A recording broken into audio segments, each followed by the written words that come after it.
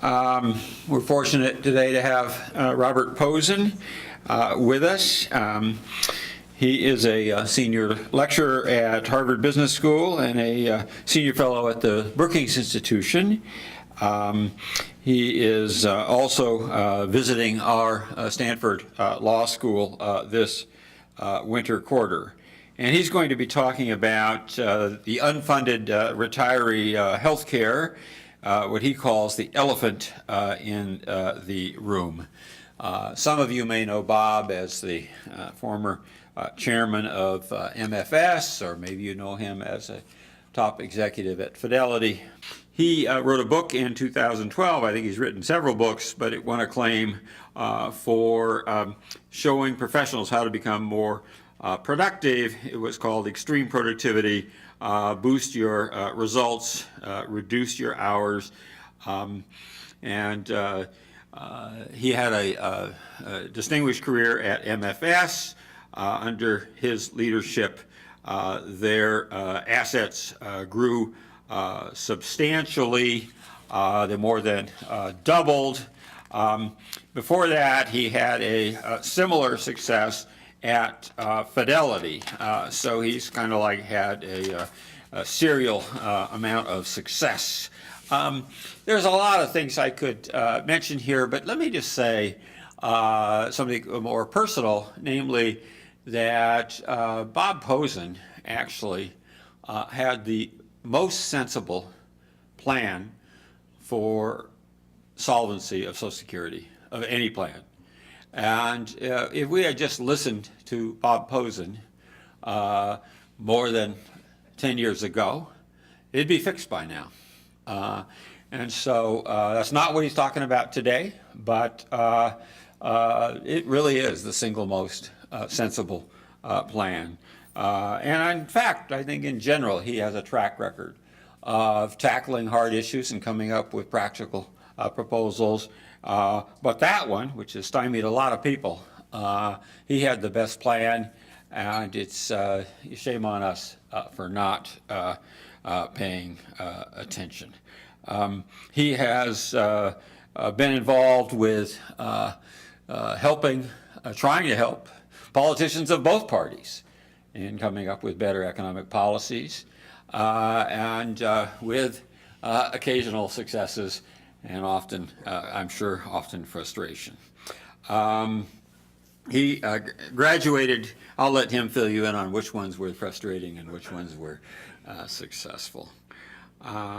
He graduated summa cum laude from Harvard College, and then he went to Yale and got his law degree there before he got his doctorate.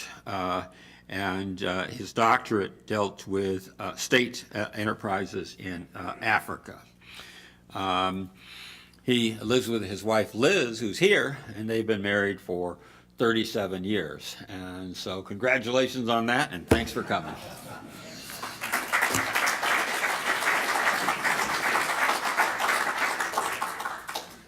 Well, thank you for that kind introduction, and I want to thank my wife particularly for coming. And John and I have worked together for years, and he's right. We actually had some sort of conference here on Social Security maybe 6, 7, 8 years ago. But these days, doing things that are reasonable and moderate is not exactly a popular approach. So hopefully we will come back in on that. So today I'm going to talk about unfunded retiree health care. And the reason I call it the elephant in the room is because most people don't know about it. When Detroit declared bankruptcy last year, there was a lot of press about the unfunded pension obligations, which were about $3.5 billion. But little notice was the fact that the unfunded retiree health care obligations were actually almost twice that, at $6 billion. So in many states and many cities, the unfunded retiree health care is larger than the pension obligations. But as we'll see, there's a very different legal and accounting context. So there's actually a little more hope on that. So this is what I'm going to do. First, I'll talk and explain what this particular animal looks like and the reporting requirements. Then I'll give you a few stats on the scope of the problem, then talk a little about the difference between pensions and retiree health care and how they're treated, and then look at a series of proposals for change, which some of which are actually going forward. So let's begin with this acronym OPEB, OPEB. When you see that, it's a little confusing, but it means other post-employment benefits. And it turns out that promises for retiree health care are pretty much most of what are called OPEBs. But when you see OPEBs, it's a little confusing. Here's the typical situation. Somebody works for a state or city government, they retire at age 50, and then the city or state government promises them they're going to pay, say, 80% of their health care premiums until they go on Medicare. So that turns out to be a very expensive promise. And there are even jurisdictions where once people get on Medicare, the public employees continue to get subsidized premiums, either for Medicare Part B and sometimes even for Medigap. So this is a promise that can last a long time and can be very expensive. Now, one of the reasons this has been sort of creeping up on us without much attention is because before 2006, there wasn't actually any required reporting of these post-retirement health care benefits. And so in many places, this was the cheapest date in the political sphere. You could give out really good health care benefits to people, and you were essentially not politically accountable. People didn't even know that it was happening. Now, since 2006, we now have a footnote in the financial statements of most municipalities and states. So we've now started to understand the scope of this problem. But they're not, these liabilities are not on the balance sheets, they're in the footnotes. And most importantly, and this will be a very critical point throughout this talk, is there hasn't been, there isn't now, and there isn't even proposed any funding requirement for OPEBs. No advance funding. This is basically a pay-as-you-go situation. Now, this summer, something called GASB, which is the sort of government analog of FASB. FASB is the Financial Accounting Standard Boards that sets things for corporations, accounting standards. This is GASB, the government one, which unfortunately has less power. But it's trying to do some good things in OPEBs. First of all, it's trying to get the discount rate right. And many jurisdictions tend to use some very high percentages, which are their concepts of expected return. But as Josh knows, who's in the audience here, it's not a realistic set of numbers. The discount rate should really reflect what you can almost certainly get in your investments today that will then take fruit in 30 years. And so for people to use discount rates of 7 or 8%, you know, well, if somebody could guarantee me 7 or 8%, I'd take it. And I'm not sure these jurisdictions can guarantee anything near that. Another aspect of this proposal is that these liabilities are going from the footnotes to the balance sheet, and that should make a big difference. Now the credit rating agencies will actually have to look at this, and I think in terms of political debate, which I'm trying to foster, it will really bring them into focus. There are other technical aspects to standardize the calculations, and those are all in the right direction. These have been proposed, they haven't been adopted. We're hopeful that next year they will be adopted. Now, let's take a look. That's sort of the basic background, and let's take a look about how big is this problem? So look at this chart. You can see that places like New York, New Jersey, these are $60 billion unfunded obligations. And these are understated. As I said, because we don't have standardization and really good discount rates, these are sort of as reported and therefore definitely understated. And if you look at them per capita, some of these numbers are really staggering. New Jersey, $7,200 per person in New Jersey. That's a hell of a lot of money. But the good news is there are a few states that have managed not to get into this hole. And it's not just that they're small states, their per capita numbers are also small. So it just shows that this is something that people can manage. A lot of it has to do with negotiations with the unions and with public employees, but there are some places that have done it pretty well and other places that have not done it so well. Now, just to give you some numbers for cities, these are the Pew Charitable Trust numbers for the 30 largest cities. As you can see, New York City actually constitutes more than half of the total here.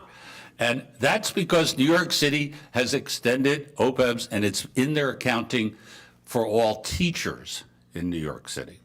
So all teachers who retire are entitled to retiree health care in New York City. Boston, which I've been involved with, has $4.5 billion liability. I mean, for a city like Boston, that's a hell of a lot of money. That's $18,962 per person.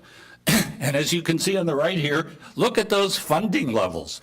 We worry about pensions when they're 60% funded and 70% funded. How about 4%, 0%? These are really small numbers. But again, we have cities who do it right. We have Denver, Minneapolis, Tampa. So this is not something that has to be wrong. People can get this right if they focus on the numbers and they make intelligent decisions. Now, I thought I'd show some numbers for California since we're here. California has a more complicated situation. If we just look at the state of California, it's up there along with New York and New Jersey at $64 billion. So, even in California, $64 billion sort of catches people's attention.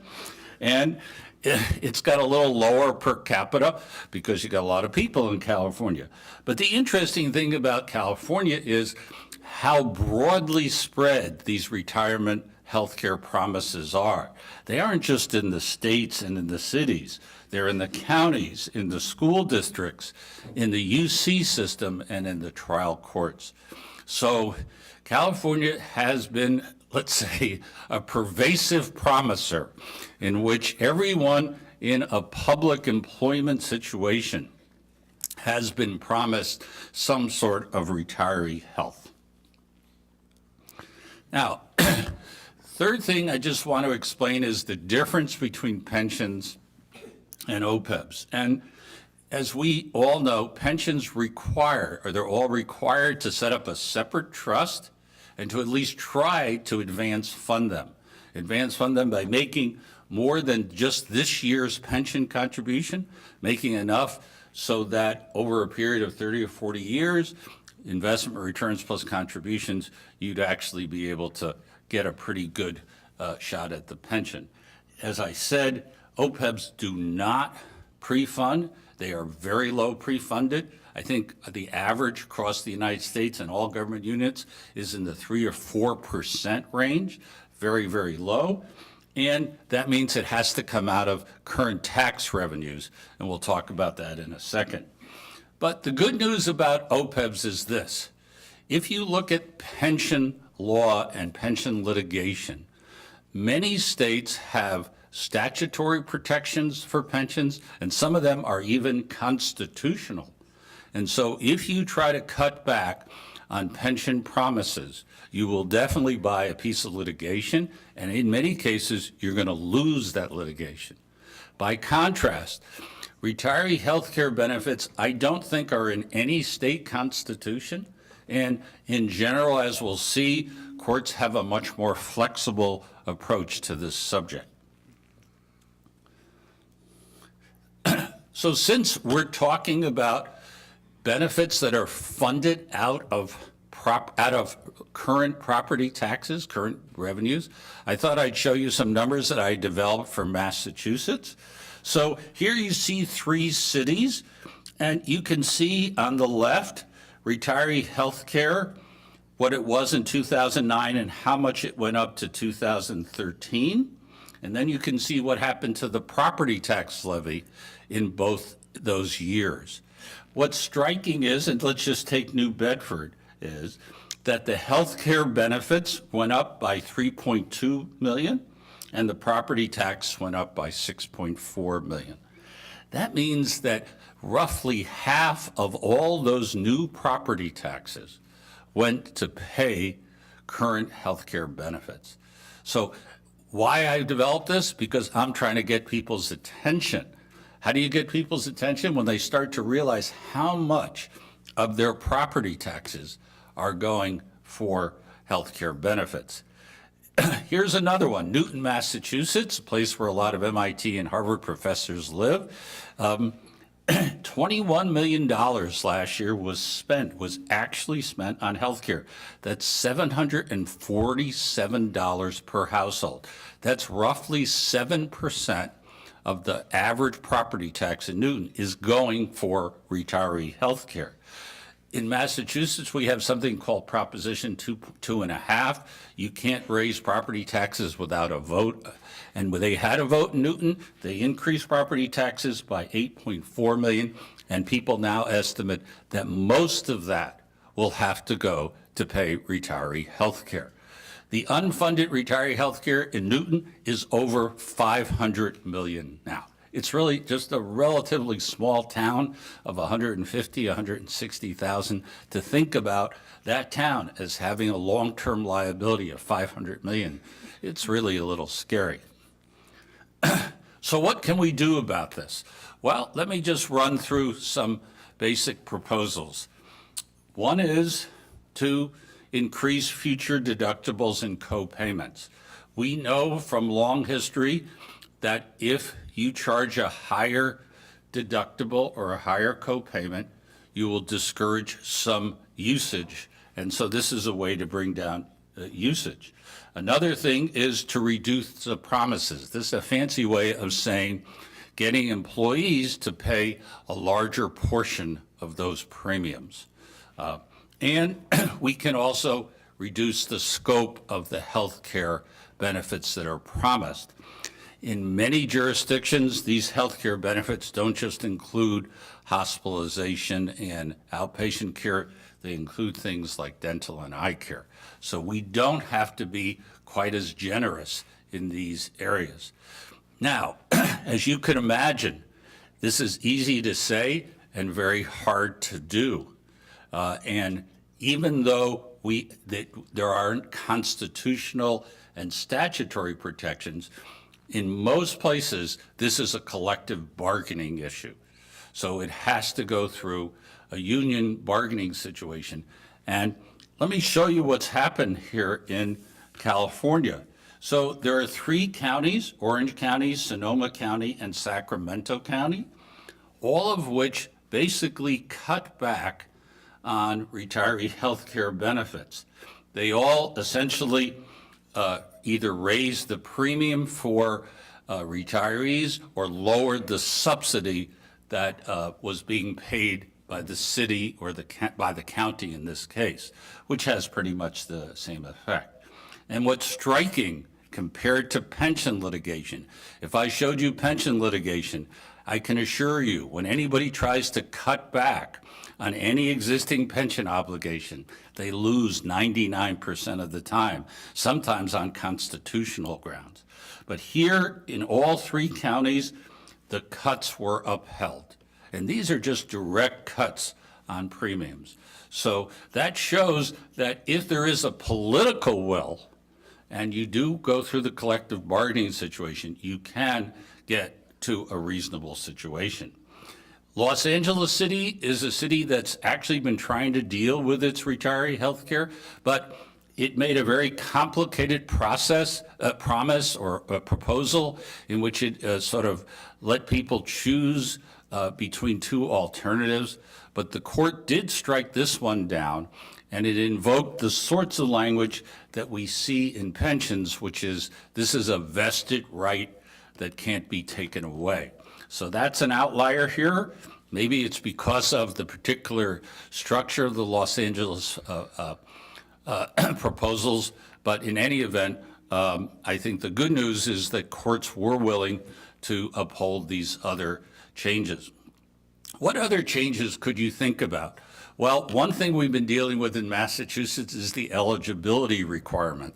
I think if you're going to justify retiree health care, it usually should be done for a long-term employee who's worked for a city or state for 25 or 30 years.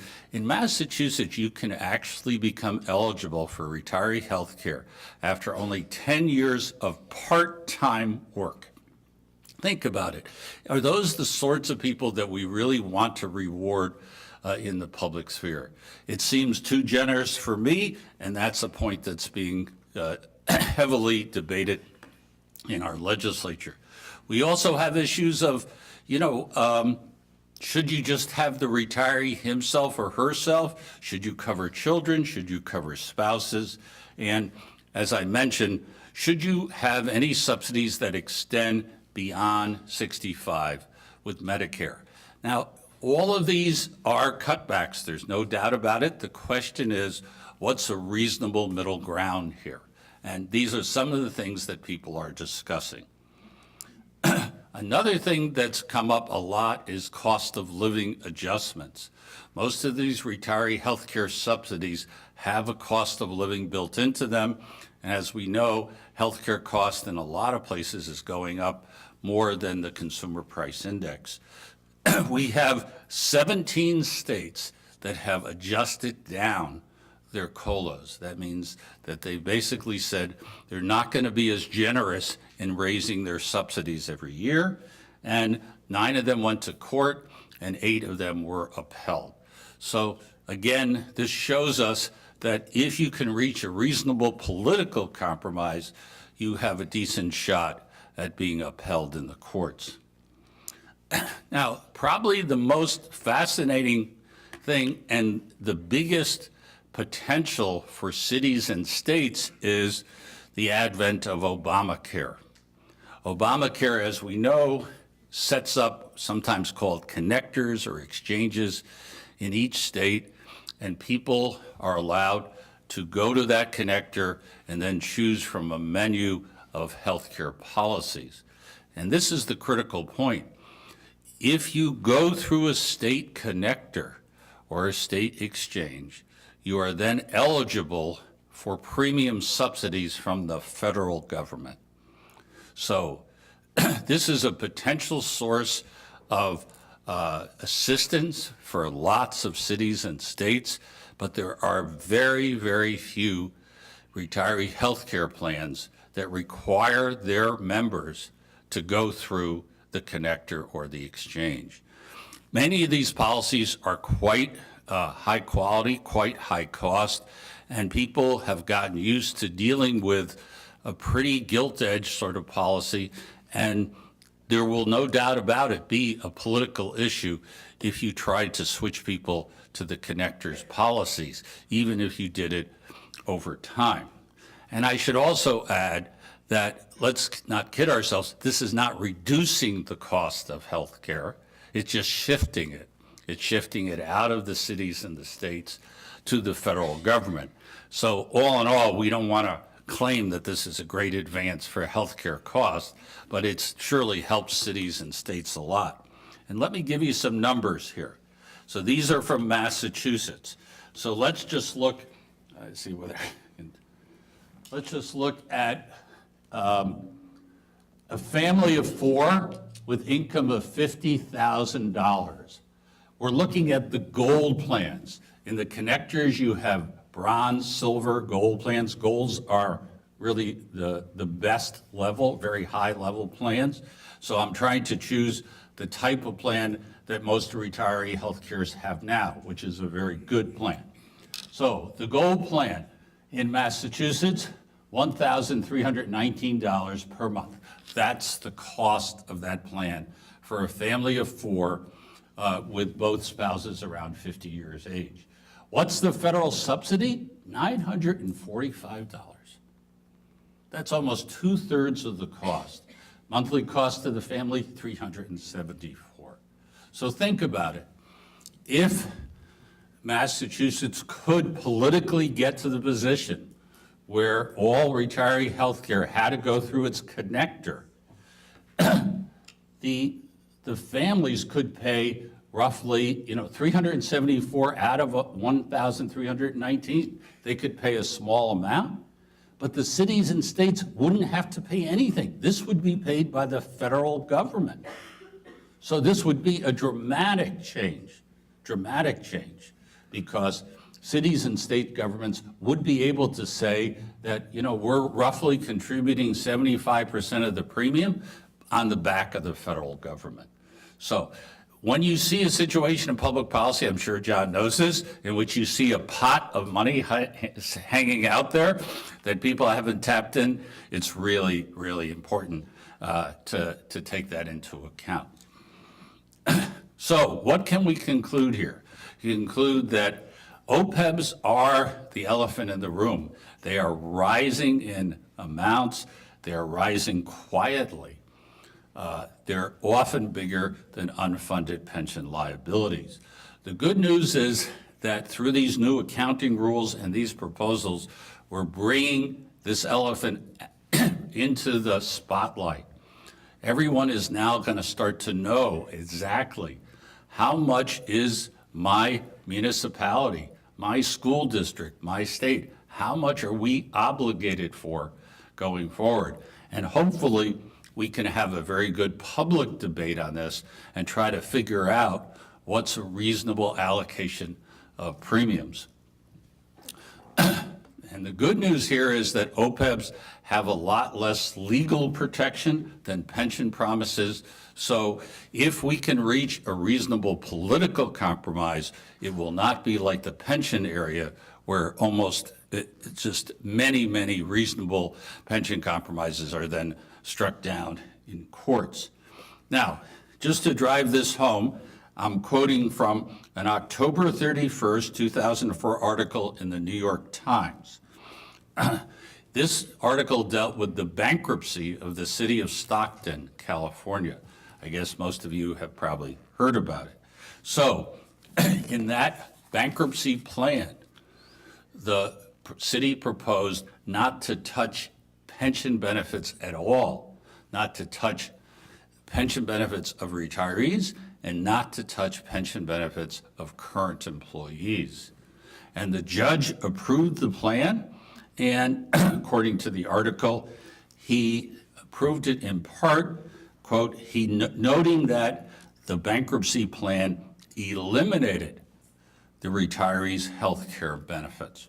So this is a dramatic example that shows you the difference between these pension promises, which are very well protected legally, and I think for good reason, advance funded, versus these health care benefits, which are, I think, fairly speaking, a political issue in terms of what you can reach in terms of a compromise on these. But unfortunately, there's very little money set aside for these health care plans. So I hope that with these new accounting proposals, we're now going to start to focus on this.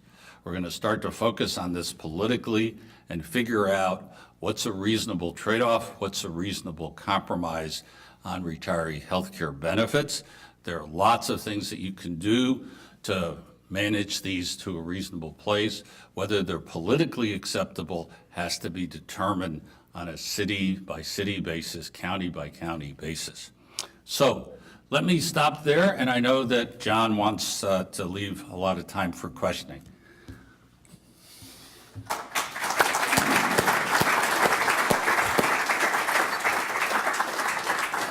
Okay, the burden's on you to ask some questions here.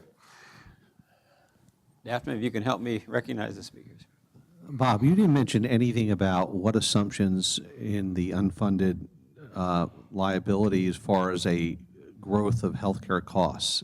What are they using and what do you think is realistic? Well, it's a good question.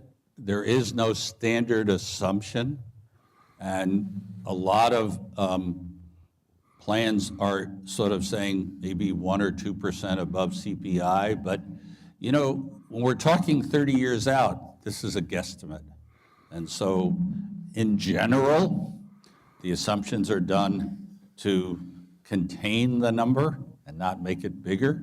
So you'll see more or less slightly above the cost of living, but you won't see, for instance, you wouldn't go back and say, what's healthcare costs done in the last 10 years and then extrapolate it. You don't see that. Sure. Do you see anybody doing two-tier proposals, so protecting current people, but saying, boy, the rules are going to change for everybody else going forward, and just working out of it over many years? Yeah, I think that's a very important insight politically. That is, I think a lot of places say if somebody's already retired, they have this health care package, we'll stay with it. But new employees, everyone feels pretty comfortable saying, it's a new deal, we'll give you different parameters. The most difficult are the ones in the middle. People who are, say, now 35 or 40, they've been working 10, 15 years, so that they're not yet retired, but they felt that they came in on a different expectation. One possible approach to that is to say, let's phase this in over 3 or 4 years. There are all sorts of partials that you can do. But I think that this is a long-term problem, 30, 40 years. And so the notion of grandfathering certain people and trying to reach a politically acceptable balance, I think it makes a lot of sense.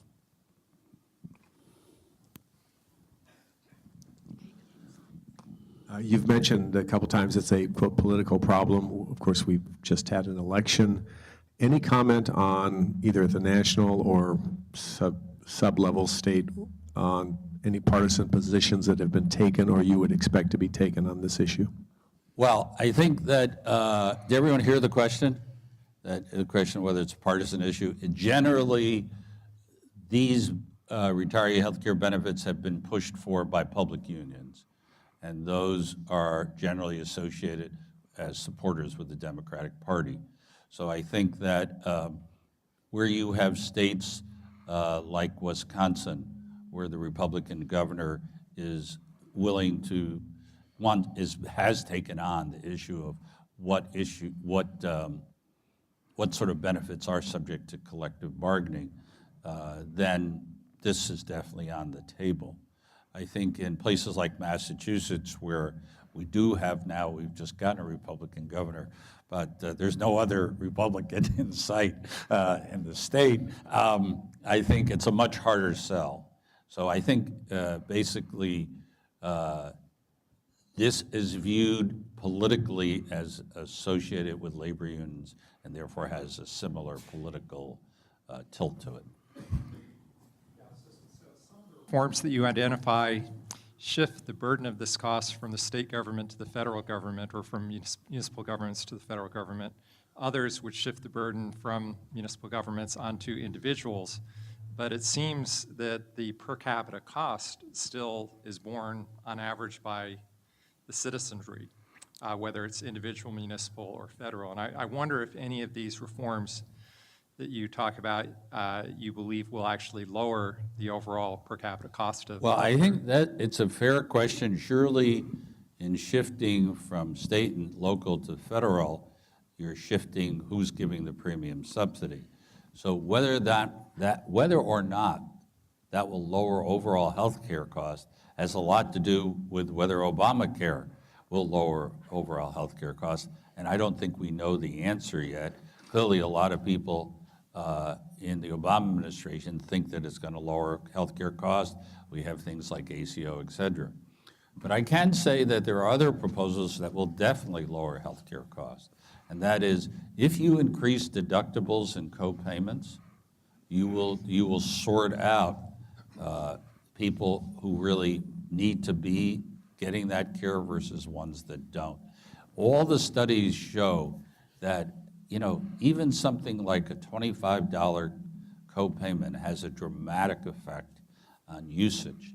And so, we don't have a very good way of sorting out like who should really get an MRI. We know that there's lots too many of MRIs.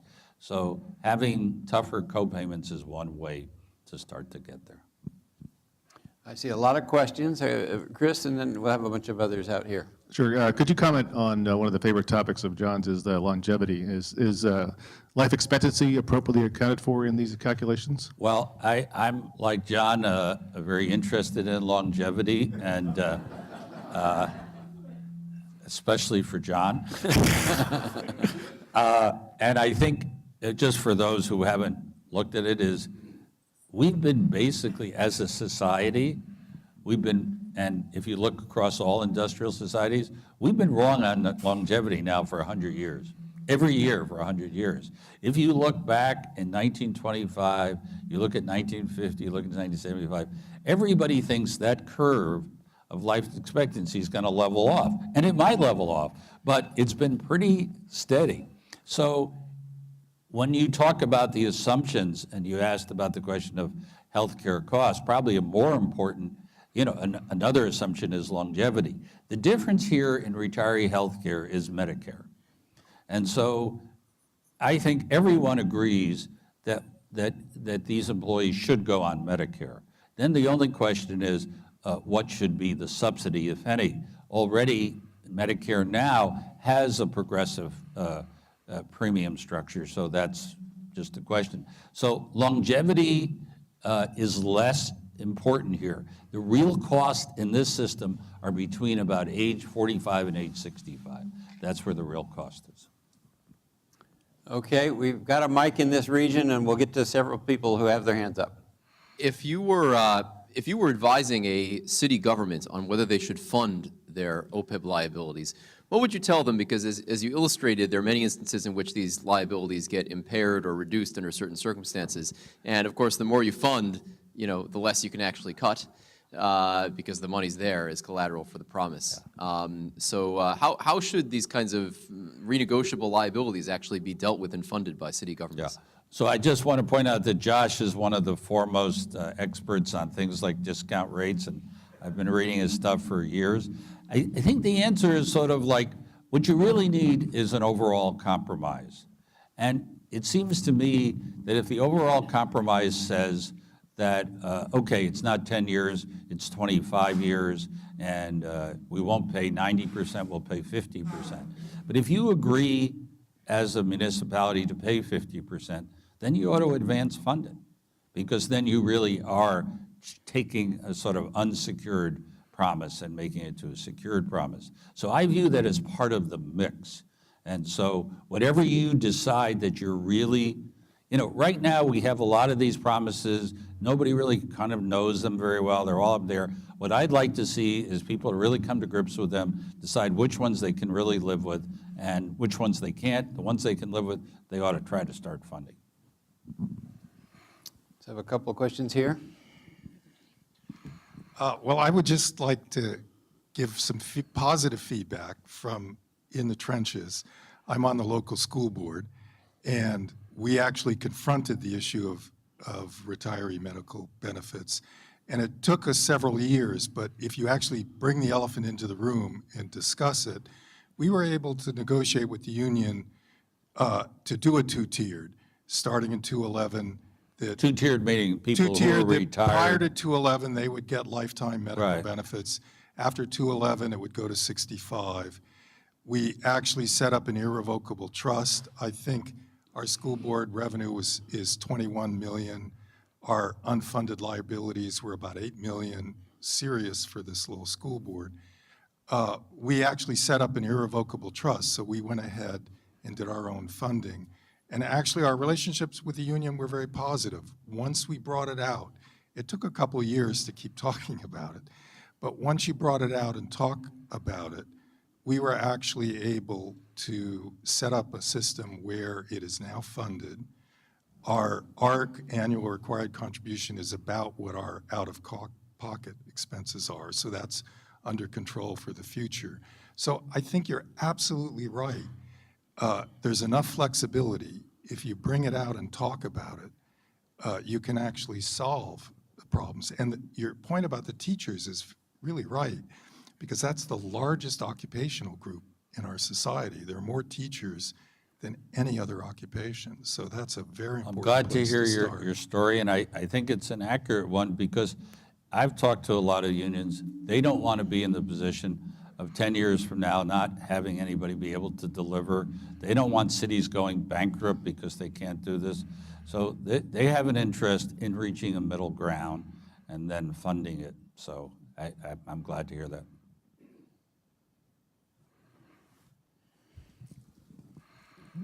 I've dealt a lot with a lot of politicians talking and educating and learning about. See, do you have scars to show for it? Oh, yeah. Well, this question is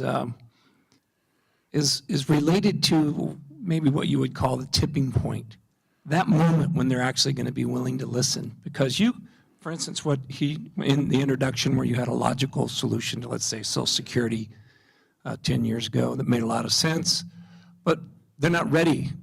You know, I wonder if there's some way we can measure the impact point of when they're ready to actually listen. You know what I'm saying? Well, I think it's an important point, and let me see how I think about it. First of all, until 2006, we didn't have any numbers, so there couldn't be a tipping point because we didn't even know what boat we were in, you know? Now we have numbers, and I think the reason why I developed those numbers relative to property taxes, because I think that's where you get to the tipping point.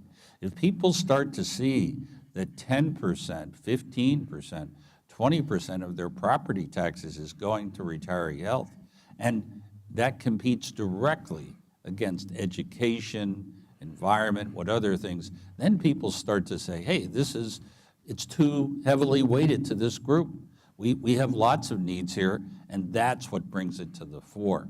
If you talk about it as an abstract problem, it doesn't have political legs. But if you see it as, this is how much your property tax is going, this is why we can't hire more teachers, then you really start to have some traction.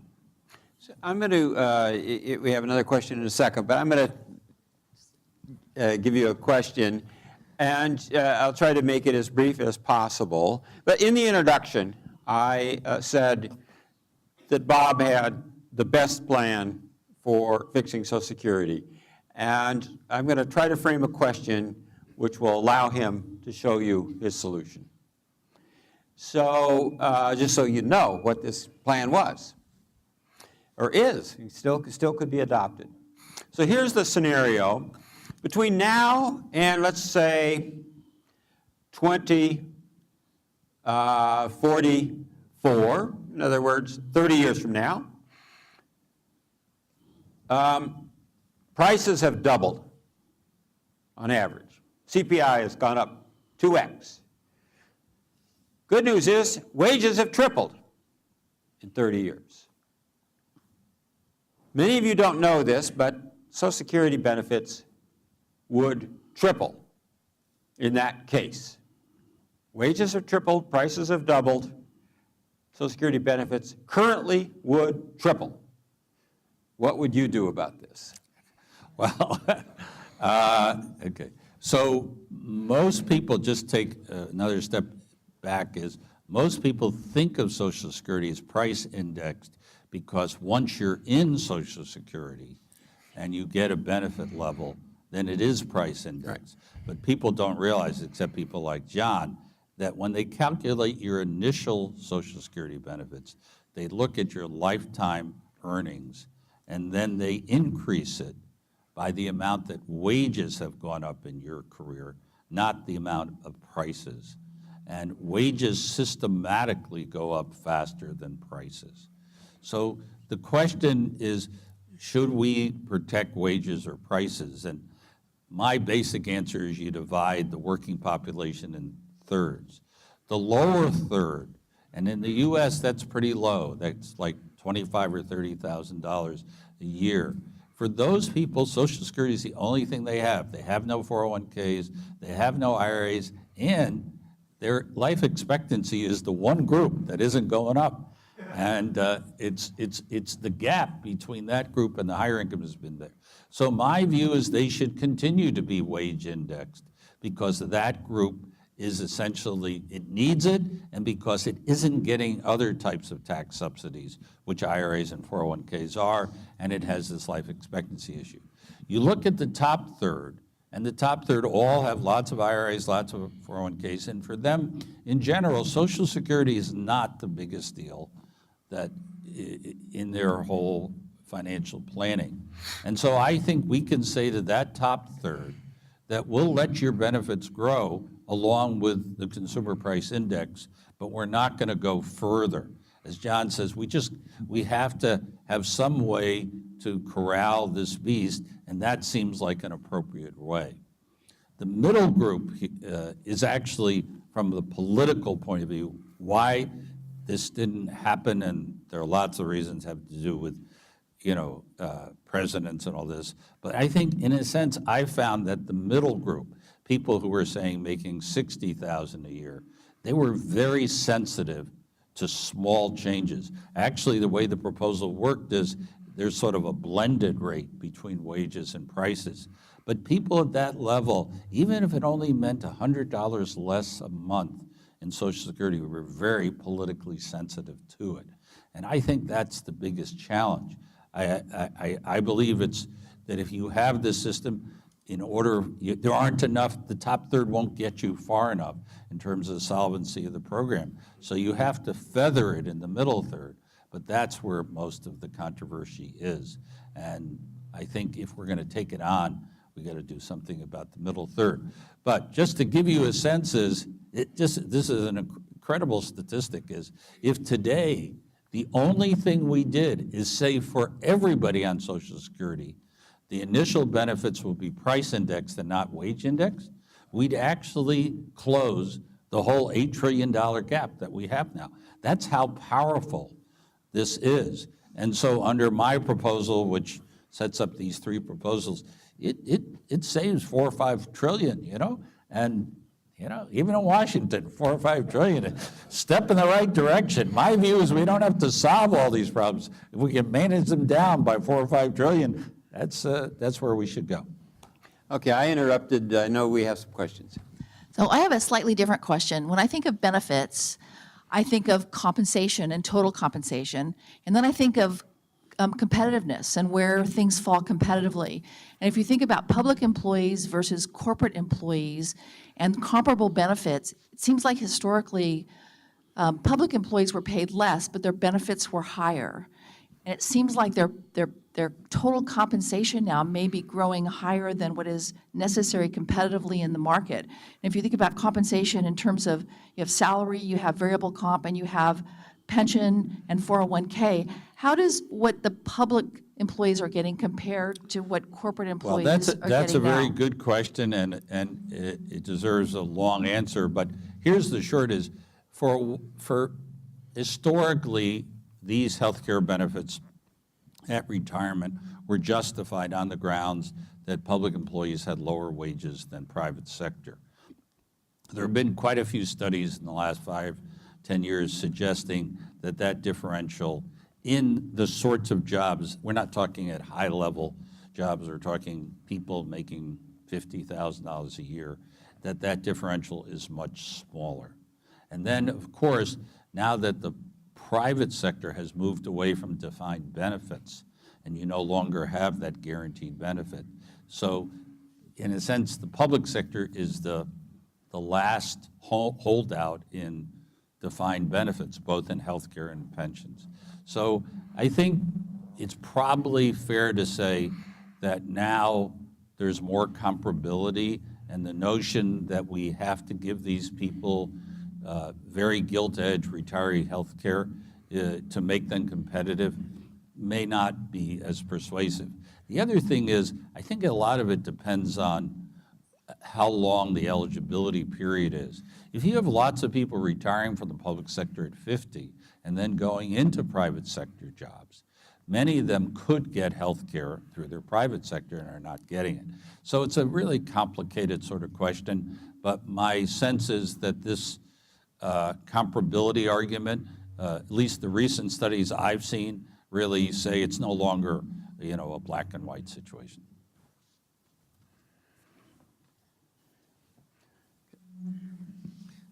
Further to your comment about the differences between the two, you talked about this being the elephant, but I'd like to talk about the whale, which is the total amount of pension and health care that's being paid to public employees between the ages of, let's say, 50 and 65. And, how is that compared? I mean, there was a time when some of the public employees had an excuse, firefighters, police perhaps, that they weren't physically able to operate until 65. Even those things are going away. So this just amounts to a huge bonus to those employees that's pretty much non-existent in the private sector. How big is it?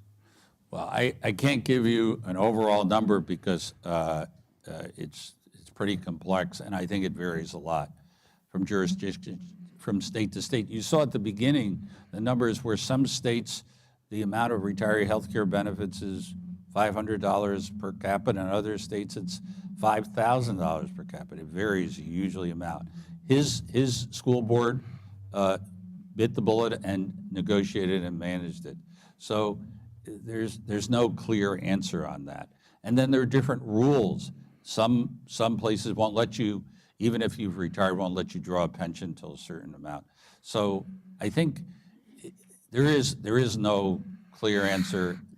What I think is the right answer is this: the people need to sit down in each jurisdiction, understand what all these pieces are, understand what trade-offs they're making against other things, and reach reasonable compromises. I don't know what the right answer is for a lot of places. All I know is that if you don't have the data, then you can't possibly reach the right compromise. And then there are a lot of people who are just letting it ride. They're not dealing with it. That's not a great answer. Yep, here comes the mic. Thanks. To what extent is the municipal bond market a disciplinary force in this area, and what changes would you expect when the unfunded OPEBs will be on the balance sheet? Well, I think surely Moody's and Standard & Poor's are important forces here in terms of ratings and seeing this. Now, I think they would say they already look at the footnotes. They're probably one of the few groups that do, and they already take that into account. But as I've discussed, a lot of those numbers in the footnotes are very shaky.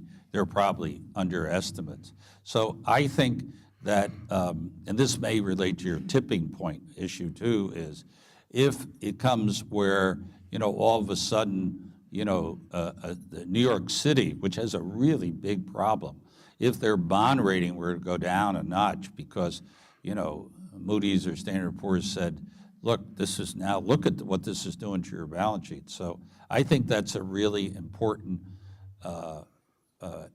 forcing mechanism. And I believe they're already issuing reports, but I think once the data gets a lot better and they can put it together with pension liabilities and retiree health care, then I think it's going to start to have an impact on jurisdictions, including jurisdictions in California. When you see places like Stockton going bankrupt, Detroit going bankrupt, people start to think these muni bonds aren't, they're not a gilt-edged piece of paper. They can go down. I'm sorry, we have another question over here. One of the possibilities of changing benefits to public employees to essentially say, you have a certain pool of money for all these benefits. So now you have some comparability between private sector and government. And a person might say, My spouse has a high income, so I might want to change what I want either in terms of health benefits or retirement, because not everybody is in identically the same situation. And in doing this, it actually shows the public and the employees, this is the value of your total compensation. And then a person could elect to say, I want these benefits or these other benefits, and their compensation changes along the way. And part of the reason for doing this might be is if people are giving up something, because all the proposals you're talking about, the employees will be getting less, at least they'll get a better fit to what their interests are rather than just getting less.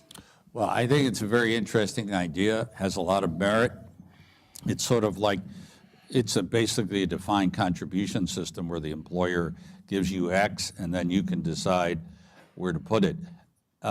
We've actually seen, I would say, modest that progress toward having, look in the pension area in public sphere, you actually have relatively few defined contribution plans, still mainly defined benefit plans.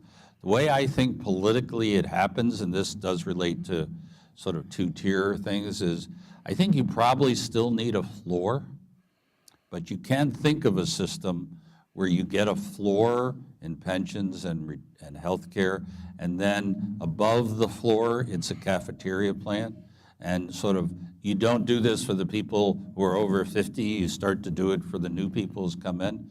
And I think that's probably, if we're going to go that way, which has a lot of merits to it, I think that's sort of the process of how we might get there. Okay, I have two things I want to say, but first, the first of them is to thank Bob Pozen.